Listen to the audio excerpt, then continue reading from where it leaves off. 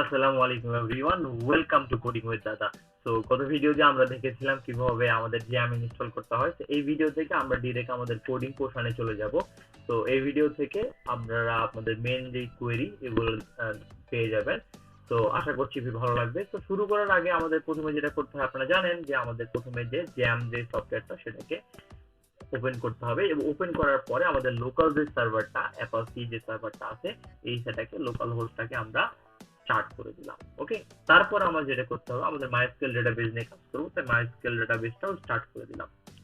MySQL ডেটাবেসটা start করে দেওয়ার পরে আমাদের যেটা করতে হবে মাইস্কুয়েল ডেটাবেসের অ্যাডমিন প্যানেলে যেতে হবে। তো অ্যাডমিন প্যানেলে যাওয়ার জন্য আমাদের এখানে যদি অ্যাডমিনে ক্লিক করি তাহলে আমাদের কিন্তু ডিরেক্ট অ্যাডমিনে নিয়ে চলে যাবে। ওকে, তো আপনারা চাইলে এখানে লোকাল হোস্ট লিখেও যে কোনো ব্রাউজারে পিএইচপি মাই অ্যাডমিনে চলে যেতে পারবেন। ওকে, তো এখন একটা জিনিস মেনশন করে বলে দিতে চাই, সেটা হলো যে আপনারা অনেকেই বলতে পারেন ভাইয়া আসলে আপনারা এখানে ক্রিয়েটে ক্লিক করে আমরা এখানে একটা ডেটাবেসের নাম দিয়ে সেটা ডেটাবেস আসলে ক্রিয়েট করতে পারি, কিন্তু আমরা কেন কোড করে বা কোয়েরি করে আমরা আসলে ডেটাবেসটা ক্রিয়েট করব? আচ্ছা, এটার উত্তরটা হলো যারা আমরা ভার্সিটিতে রিসেন্টলি জয়েন করে ঢুকবো বা ঢুকেছি, বা তারা কিন্তু আমাদের ফোর্থ বা ফিফথ সেমিস্টারে গিয়ে আমাদের ডাটাবেজের একটা সাবজেক্ট আমরা পাই, সিএসসি বেস যারা আছি তাদের জন্য। তো তাদের কিন্তু কোডটা বা কোয়েরিটা আমাদের কিন্তু খাতায় লিখতে হয়, হ্যাঁ। প্লাস আইসিটি তে যারা আমরা আছি, যারা আমাদের জুনিয়ররা আছে তাদের কোডটাও কিন্তু আমাদের খাতাতে লিখতে হয়। তো আমরা এই জন্যই একটা কোড কোয়েরি বা যেটাই বলেন না কেন সেটা আমরা আজকে টাইপ করে দেখবো, যাতে আমাদের কোডগুলো ভালো করে মনে থাকে এবং মাথার মধ্যে খুব ভালো করে গেঁথে যায়। ওকে, তো কথা খুব বেশি না বাড়াই, আমরা একটা প্রথম যে আমাদের যে কাজটা সেটা হলো একটা ক্রিয়েট ডেটাবেস তৈরি করা। সেই ডেটাবেসটা আমরা আসলে তৈরি করব।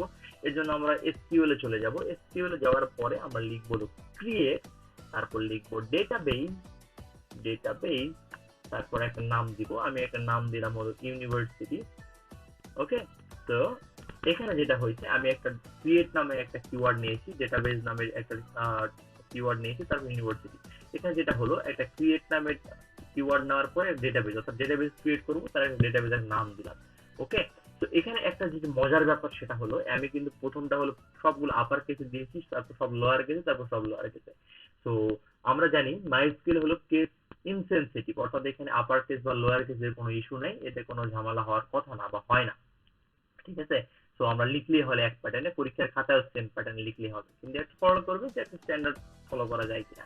ওকে, তো আমরা মোটামুটি ক্রিয়েট ডেটাবেস এবং ইউনিভার্সিটি দিয়ে একটা ডেটাবেস ক্রিয়েট করার জন্য গোতে ক্লিক করবো। গোতে ক্লিক করলে আপনারা দেখতে পাবেন যে আমরা অলরেডি একটা ডেটাবেস ক্রিয়েট করে ফেলছি, এখানে ইউনিভার্সিটি নামে চলে আসছে। তো সেম অ্যাজ যদি আমরা আর একটা ডেটাবেস ক্রিয়েট করতে চাই, লিখলাম ক্রিয়েট ডেটাবেস, তারপরে এবার নাম দিলাম আমি কলেজ। ওকে, তো আমি আর একটা ডেটাবেস অলরেডি ক্রিয়েট করে ফেললাম। এখন আমাদের যে কাজটা হবে, আমরা তো অলরেডি ডেটাবেস ক্রিয়েট করে ফেলছি। এখন অনেকে প্রশ্ন করতে পারবে হ্যাঁ আমরা ডেটাবেসটা ডিলিট করতে পারি কিনা। ঠিক আছে, তো ডিলিট, এখানে ডিরেক্ট কোনো ওয়ার্ড নেই ডিলিট। তো ডিলিটের জন্য আমাদের যে কিওয়ার্ডটা ইউজ করতে হয় সেটা হলো ড্রপ। তো আমি এখন দেখাবো যে একটা যে এই যে আমরা অলরেডি কলেজটা ক্রিয়েট করেছি ডেটাবেসটা, এই ডেটাবেসটা আমরা কিভাবে ডিলিট করতে পারি। এই জন্য আমরা আবার চলে যাবো এসকিউএল এ। এসকিউএল এ গিয়ে লিখবো হলো ড্রপ, আমরা লিখবো ডেটাবেস, তারপর লিখবো হলো কলেজ। ঠিক আছে, দিয়ে সেমিকোলন দিয়ে দিলাম। দেখতে পাচ্ছেন আমি কিন্তু ড্রপ লিখেছি ডেটাবেস এবং কলেজ, অর্থাৎ আমরা ড্রপ ড্রপ করবো একটা ডেটাবেসকে, নাম তার কলেজ। এখন যদি আমরা ক্লিক করি দেখবেন যে অলরেডি এখান থেকে কলেজ চলে গেছে। এখন আমরা আরেকটা যদি ড্রপ করা ট্রাই করে দেখি, আমরা লিখলাম ড্রপ, আমরা দিলাম ডেটাবেস, তারপর দিলাম ইউনিভার্সিটি। ওকে, তো আপনারা দেখতে পাচ্ছেন আমরা কিন্তু এটাকে ড্রপ করে দিব। ওকে, দেখতে পেলেন আমরা কিন্তু দুটো ডেটাবেস তৈরি করেছিলাম এবং দুটো ডেটাবেস ড্রপ করে ফেললাম। তো আমাদের কোয়েরি প্রথমটা ছিল ক্রিয়েট ডেটাবেস, তারপরে ডেটাবেসের নাম, তারপর আমাদের যে ডিলিট করার জন্য ছিল ড্রপ ডেটাবেস এবং ডেটাবেসের নাম। আজকের ভিডিওটা এতটুকুই, আমরা আস্তে আস্তে কোয়েরি গুলো যাবো যাতে আপনাদের বুঝতে সুবিধা হয় এবং আপনাদের মনে রাখতে সুবিধা হয়। তো আশা করি আপনাদের ভালো লাগবে। সবাইকে অনেক ধন্যবাদ, আশা করছি পরবর্তী ভিডিও দেখবেন। আসসালামু আলাইকুম।